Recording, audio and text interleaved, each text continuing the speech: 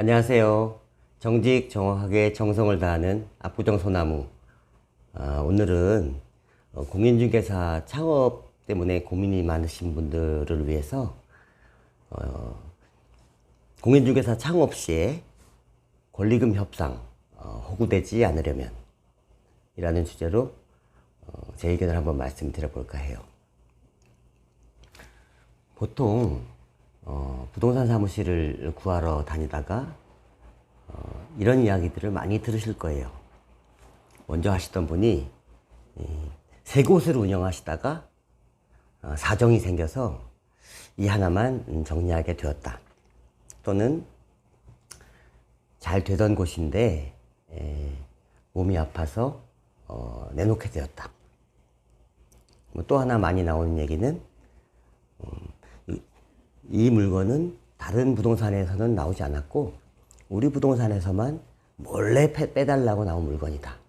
다른 사람들이 알면 안 된다. 라고들 많이 말씀하실 텐데요. 처음에 사무실을 구하시는 분들은 그렇구나. 저걸 뺏기면 안 되겠구나. 이런 마음으로 조바심을 내는 경우들이 많으십니다. 그 말씀들을 철석하지 믿고 오히려 저한테 설득을 하시더라고요. 저는 왜 내놓으셨을까요? 라고 제가 물어보면 그것은요 사정이 생겨서 직원 하나가 그만둬가지고 어쩔 수 없이 내놨어요 라고 말씀하시는데, 그 이면의 말씀은 뭐죠? 이 세 개의 부동산 중에서 여기가 제일 수익성이 안 나오는 곳이구나. 세 개 중에 하나를 포기할 때 가장 우선순위로 포기해야 될 때가 이곳이구나 라고 전환해서 들으시면 좋을 것 같아요. 또 몸이 아파서 그만둔다. 그래서 정말 좋은 부동산 자리인데 이 금액에 나왔다라고 하실 경우에 제가 이 사례를 말씀드릴게요. 제가 아는 부동산 사장님, 존경하는 분이 계신데요. 그분은 몸이 아파서 그만두실 때 그 주변에 자기가 제일 좋아했던 입지가 별로 좋지 않아서 고전하고 계신 다른 공인중개사분, 친하신 분, 그분한테 자네가 내 사무실을 와서 하게. 내가 몸이 아파서 더 이상 못할 텐데 아무나 주긴 싫고 자네가 저쪽 멀리서 하지 말고 그걸 빼고 이리로 오게 라고 말씀하셔서 그 사무실을 인수받고 지금 10년째 잘하고 계십니다. 그리고 이 사무실은 아무도 모르고 나한테만 내놨다라고 부동산에서 말을 할 텐데요. 부동산 사무실은 원래 비밀리에 내놓습니다. 여기저기에 부동산 앞에 임대문의 이렇게 써 있는 거 못 보셨죠? 비밀이 기본이죠. 그렇지만 그렇게 지나다가 잘 안 나갈 경우에 두 부동산, 세 부동산이 알게 되고 그 부동산들이 자꾸 들락날락 하다 보면 이젠 공공연한 비밀이 아닌 비밀이 되는 것이고, 아마 여러분이 보신 그 부동산 매물도 그런 물건일 가능성이 많다고 생각해요. 오픈을 하시려는 분들은 적게는 몇 천만 원, 크게는 억대의 돈을 들여서 부동산 창업을 지금 준비 중이실 텐데요. 중요한 거는 이 창업이 잘못돼서, 처음이니까 좀 잘못돼서 한 1년쯤 있다가 다시 이 경험을 쌓아서 더 좋은 위치에 더 좋은 조건으로 가서 더 잘해보겠다 라고 생각하시는 분은 별로 없으실 거예요. 창업의 기회라는 것이, 또 자본의 한계라는 것이 두 번, 세 번, 네 번씩 창업할 수 있을 만큼 여유가 있으신 분들은 많지 않으시잖아요. 그러면 보세요. 여러분이 앞으로 쓰실 수많은 임대차 계약서, 매매 계약서, 거래 계약서들보다 이 사무실의 계약서라고 하는 것은, 내가 창업할 이 사무실의 계약서라고 하는 것은 정말 중요한 겁니다. 다른 계약서 10장보다 이 계약이 훨씬 더 중요할 수 있어요. 왜냐면 이것은 내 사업을 좌지우지하는 계약서이기 때문이에요. 그런데 이 기준에서 거래 경험이 많지 않으시기 때문에 대부분 이 협상이라든지 이 부동산 사무실을 선정하시는 과정에서 많은 어려움을 갖고 계세요. 그래서 제가 한 가지 사례를 설명을 드릴까 합니다. 사례는 제 아시는 부천에 계신 K라고 하는 초보 공인 중개사신데요. 이분이 마음에 드는 부동산 사무실을 찾으셨어요. 그 물건은 권리금이 처음에 7천만 원에 나와 있었습니다. 7천만 원에 나와 있는 이 매물이 시설 권리금이 얼마이고, 그 다음에 바닥 권리금이 얼마이고, 또 거기에 있는 명단에 대한, 기존 고객 명단에 대한 권리금이 얼마가 돼서 합쳐서 7천만 원인지 디테일은 모르겠어요. 보통 그렇게 디테일하게 알려주지 않죠. 그러면 7천만 원입니다. 주변 사례를 봐도 잘 파악이 안 돼요. 자, 이런 경우 보통 구도는 이렇게 됩니다. 물건을 내놓은 원 부동산이 있고요. 이 부동산 자리를 중개하기 위해서 열심히 뛰고 있는 B라는 부동산이 있습니다. 그러면 이 B라는 부동산이 주변에 알려요. 그러다가 C라는 부동산이 B라는 부동산을 만나서 물건을 받습니다. 그리고 이 C라는 부동산한테 저는 물건을 소개받았어요. 정리하면 중개업을 하고 있던, 원래 중개업을 하고 있던 A 부동산, 그 다음에 이 물건을 받아서 중개를 하려고 하는 B 부동산, B 부동산과 공동 중개를 하는 C 부동산, C 부동산의 물건을 소개받은 D, 저죠. 이런 구도로 보통 형성이 되어 있는데요. 이 금액이라고 하는 부분과 조건이라고 하는 부분에서 협상이 들어가게 됩니다. 협상에서 힘이라고 하는 것은 정보를 가지고 있는 쪽에서 힘을 갖는다고 생각합니다. 이 상황에서 가장 많은 정보를 갖고 있는 사람은 A예요. 그리고 그 다음으로 정보를 갖고 있는 사람은 B입니다. 이 부동산 자리가 어떤 장점이 있고, 어떤 약점이 있고, 어떤 한계가 있고, 어떤 가능성이 있고, 이런 부분에 대해서 제일 잘 알고 있는 사람이 원래 주인 A, 그리고 그거를 옆에서 보거나 직접 물건을 받은 B라는 부동산이 잘 알고 있죠. 그러면 저한테 물건을 소개해준 C라는 부동산은 이 물건에 대해서 얼마나 잘 알고 있을까요? 아마 B라는 부동산에서 들은 정보가 거의 대부분을 차지할 거라고 생각합니다. 그러면 결국은 저는 이 C라는 부동산에 의지를 해서 이 물건의 가격이라든지 조건이라든지 잔금 지급일이라든지 렌트 프리라든지 공사기간이라든지 B 부동산에서 C 부동산에게 준 정보를 그대로 전 설명을 듣고 저는 판단의 기준을 거기에다가 맞출 수밖에 없는 거예요. 그러면 어떻게 되죠? 이 C 부동산은 저를 위해서 일해주고 싶지만 이 해당 매물에 대한 정보가 B나 A보다 부족하기 때문에 C라는 부동산에 의지하고 있는 입장에서는 정보의 격차를 가질 수밖에 없고, 그렇기 때문에 협상에서 밀리는 상황이 되는 거죠. 그래서 이 C 부동산의 능력, 실력이 중요한 겁니다. 제가 만약에 이 물건이 마음에 들었다고 하면 저 하고 싶어요. 근데 깎아주세요. 라고 만약에 C 부동산에게 얘기를 합니다. 그럼 결국은 이 C 부동산은 제 상태를 잘 알죠. 6,500에도 계약을 하겠구나. 7,000에도 계약을 하겠구나. 라는 것을. 그래서 이 C 부동산이 제 편인 게 중요합니다. 그런데 중요한 게 있어요. 이 7천만 원에 나와 있는 이 사무실. B라는 부동산은 A라는 분한테 얼마의 계약을 해주는 조건으로 이 물건을 받았을까요?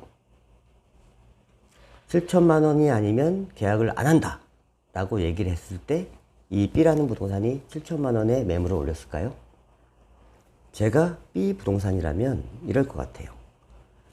A라는 분이 5천만 원에 이 부동산을 팔아달라고 한다고 가정을 해볼게요. 그러면 저는 거기에 수수료가 있어야 되잖아요. 그러면 한 1,000만 원쯤은 받고 싶어요. 잘 되면 1,500만 원도 받고 싶고, 안 돼도 내 고생한 게 있으니까 한 500만 원은 받아야 될 것 같아요. 그럼 이걸 얼마에 올려야죠? 그래요. 7천만 원에 올리는 거예요. 그래서 500만 원을 줄여주거나 1,000만 원을 줄여주거나 심지어는 1,500만 원을 줄여줘서라도 이 계약을 내가 해야 수수료를 받을 수 있는 거죠. 그러면 D라는 사람이 이야기를 합니다. 7,000원 너무 비싸요. 한 5,500 정도면 모르겠어요. 라고 했다고 쳐요. 저는 C한테 그 상황을 이야기합니다. 그러면 C는 B한테 그 얘기를 할 거고요. 그럼 아마 이 B라면, 제가 B라면 그렇게 할 것 같아요. 5,500만 원? 어휴, 지금 7,000이 나와 있지만 절대 6,000원 아래로는 안 될 거예요. 내가 얘기는 해볼게. 라고 B한테 얘기를 한 다음에 A한테 얘기를 할까요? 안 하죠. 왜냐면 A랑은 얘기된 금액이 5천만 원이니까. 그리고 다시 C한테 얘기를 합니다. 준한테 얘기해 봤는데 절대 안 돼. 6,500까지는 내가 얘기해 볼게. 라고 얘기를 할 거예요. 그러면 이 얘기를 들은 C는 다시 저한테 얘기합니다. 아휴, 6,500 이하로는 절대 안 된대요. 이 경우를 보면 한 5,500에 하고 싶다는 저의 의사를 A가 들었나요? 못 들었을 거예요.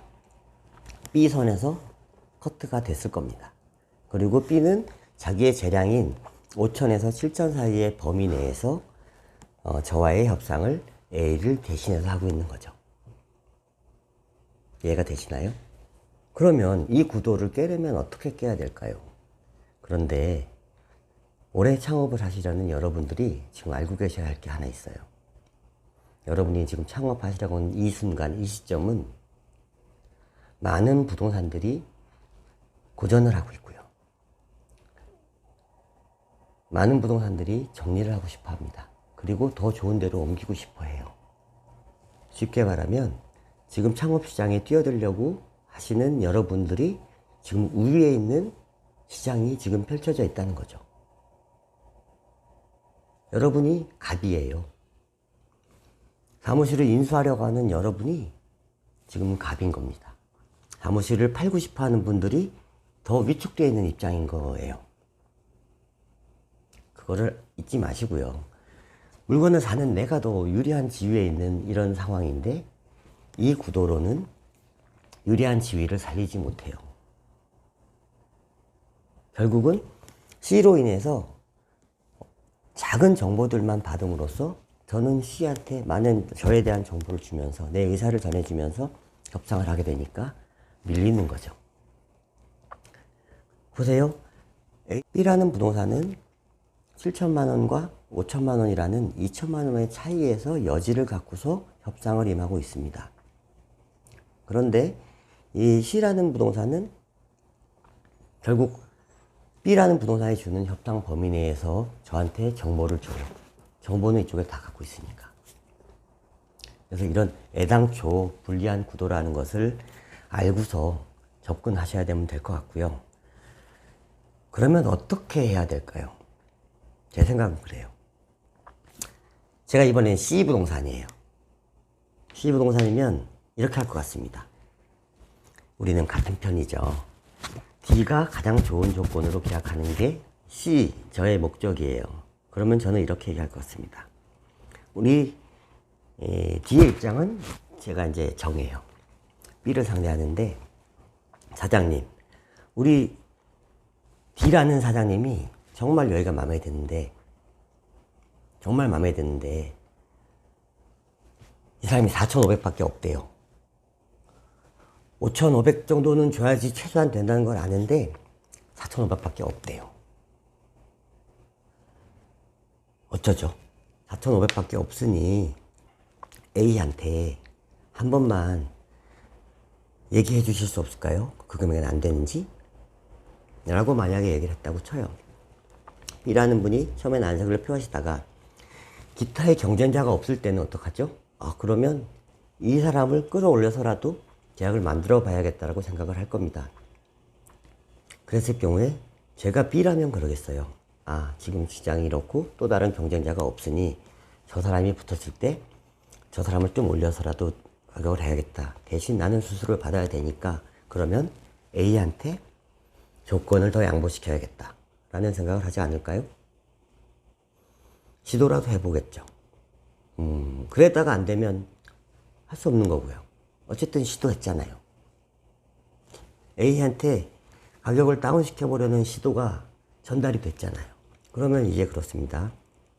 B가 얘기를 할 거예요. 사장님, 지금 5천만 원을 사장님한테 입금해 드리기로 하고 제가 진행을 하고 있는데 지금 5천에는 절대 안 됩니다. 사장님이 한 1,000만 원만 빼서 4천에 해주시면 그러면 제가 해볼 수 있을 것 같아요. 아, 무슨 소리야. 4천은 안 되고 그럼 500 정도 내 양보할 테니까 4,500에 한번 해봐요. 거기까지 내가 해볼게. 라고 하면 이 경우는 B라는 분이 이제 4,500이라는 새로운 조건에서 자기의 마진을 붙일 수 있죠. 그러면 1,000만 원만 벌자 라고 하면 5,500이라는 부분의 조건이 나올 수가 있는 거고요. 500이라도 벌고 꼭 할 것 같다면 500이라도 벌고 이 건을 정리하자 라는 마음을 먹게 되면 그러면 5천에 계약이 되겠죠. 이렇게 4,500까지 A가 양보를 했을 때 B라는 부동산은 본인 수수료를 1,000만 원을 붙여서 5,500이라는 최종 조건을 주거나 C에게요. 아니면 정말로 D가 이 금액이면 할 거라는 확신이 있다면 수수료를 줄여서라도 500만 붙이거나 심지어는 그 이하를 붙이더라도 이것을 빨리 마무리하고 이제 이 일은 끝내고 싶다 라는 판단을 할 수 있겠죠. 그래서 이 C의 행동이 중요합니다. 당사자들끼리는 민망해서 차마 얘기를 못하는 게 있어요. 그렇지만 앞에 대리인이 있다는 것은 참 좋은 겁니다. 대리인이 저의 입장을 대변해서 심지어는 앞에서 곤란한 요구를 앞에서 막아주고 그 다음에 하지도 않은 저의 입장을 대신해서 전달해줘서 상대를 푸시해서 B와 C와의 협상을 통해서 저는 조금 더 좋은 조건으로 가까워지고 있는 거죠. 이렇게 됐을 경우에 7천에서 6천 사이에서 결론이 날 것 같았던 권리금의 범위, 룸이라고 하는 것은 4,500에서 5,500 사이로 낮출 수가 있는 거예요. 그리고 D의 가장 큰 무기는 뭐가 있죠? 철회할 수 있잖아요. 철회. 철회를 하는 데 있어서 이유는 많습니다. 다 됐는데 제가 지금 갑자기 코로나가 걸려서 3개월 동안 못해요. 라고 언제든지 빠질 수가 있어요. A도 마찬가지입니다. 내가 계약하려고 했는데 다시 맘먹어서 다시 영업을 하기로 했어. 라고 할 수도 있는 겁니다. 협상의 단계에서는 얼마든지 상황이 변할 수 있어요. 그래서 중요한 것은 내 뜻을 잘 알고 있는 C의 협상력이 얼마나 중요한가. 그런데 과연 우리는 이 C를 어떻게 대우하죠? 이 경우에 C한테 창업에 경제적인 부담이 있는 D가 C한테 충분한 수수료를 준다고 이야기할 수 있을까요? 아닐걸요? 그러면 이 계약을 성사시키면 D는 C한테 과연 얼마를 줄까요? 일을 잘하면 더 주고 과연 그렇게 정상적으로 일한 만큼 대우해 줄 수 있을까요? 전 어렵다고 봅니다. 왜냐하면 창업을 준비하는 입장에서 한편이 아쉽거든요. 그렇지만 중요한 것은 이 C의 역할 없이는 전체 볼륨이 저한테 유리하게 낮추는 작업을 하기는 쉽지 않아요. 그래서 제 생각은 만약에 여러분이 창업 사무실을 알아보는 중에 이 C라는 분을 통해서 일을 하고 있다면 이 C라는 분한테 원하는 것 이상으로 모든 걸 요구해 주시고요.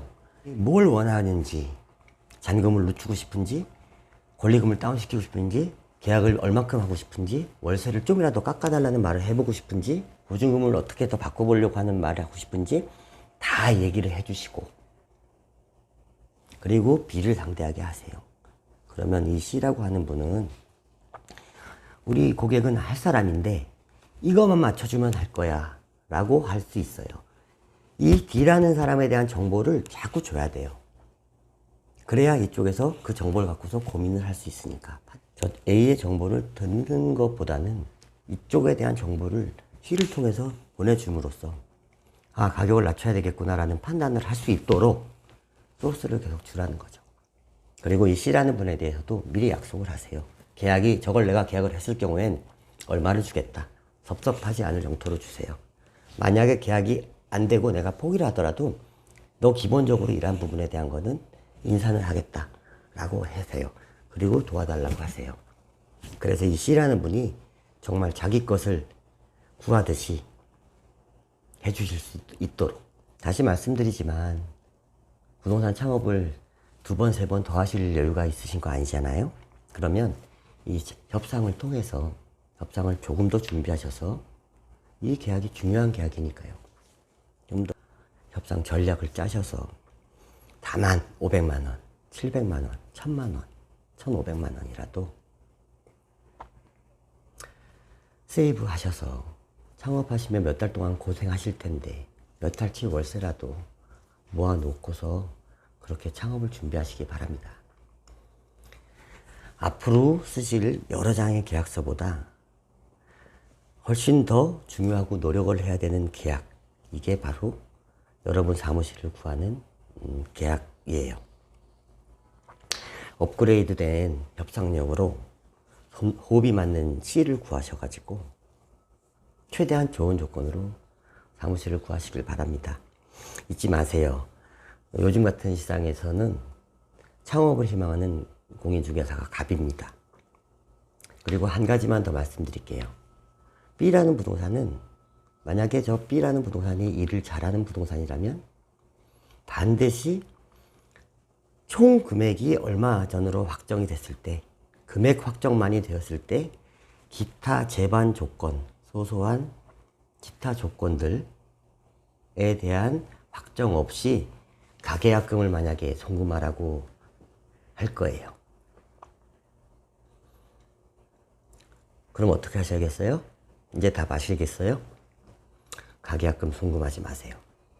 본계약서를 쓰시게 되면 많은 특약사항들이 달릴 겁니다. 뭐는 어떻게 한다, 간판은 어떻게 한다, 잔금일은 어떻게 한다, 본임대차 계약 종료는 어떻게 한다, 그거에 따른 시기 등등. 그것이 확정된 다음에 계약금을 주세요. 그렇게 하지 않고 가계약금을 먼저 받아야만이 B가 기타 조건 확정하는 데 있어서 주도권을 갖기 때문에 가계약금을 송금하라고 많이들 권하는데요. 할 때 가계약금 송금하는 건 추천하지 않고요. 본계약에 디테일한 세부 조건까지 있을 때 그때 계약하세요. 아마 여러분들이 나중에 창업을 하셔서 실제 계약서를 고객 간에 쓰실 때도 고객을 유도하기 위해서 가계약금을 먼저 보내라고 하는 경우가 왕왕 있으실 텐데요. 그때 아시게 되죠. 아, 내가 그때 보냈던 가계약금은 협상에서 나의 지위를 엄청나게 불리하게 만들었구나 라는 것을. 계약금을 송금하기 전까지만 여러분이 갑입니다. 계약금을 송금하고 계약서 도장을 찍는 순간, 그때부터는 그냥 여러분은 임차인이에요. 그때부터는 임대인의 눈치를 봐야 되고 권리계약을 한 B부동산의 눈치를 봐야 됩니다. 그냥 끌려가셔야 돼요. 그러니까 여러분이 힘을 갖고 있을 때까지 최대한 필요한 것들을 끊임없이 주장하시고 요구하시고 관철해 보세요. 조금이라도 조건을 유리하게 하세요. 그러면 심지어는 이 스스로의 폭을 갖고 있는 이 B라는 부동산에서, 이 부동산 선에서 자기가 양보함으로써라도 계약을 마무리하려는 의지가 나올 수 있게끔 그렇게 만들어 보세요. 크진 않겠지만 작게라도 유리한 것들을 챙기셔서, 그래서 창업하시는 어려운 상황에서 조금이라도 도움 받으셨으면 하는 마음으로 말씀드립니다. 제 의견에 반대하시는 분들도 많이 있으실 텐데 하나의 의견으로 생각하시고 혹시 참고가 되신다면 좋아요 부탁드리겠습니다. 감사합니다.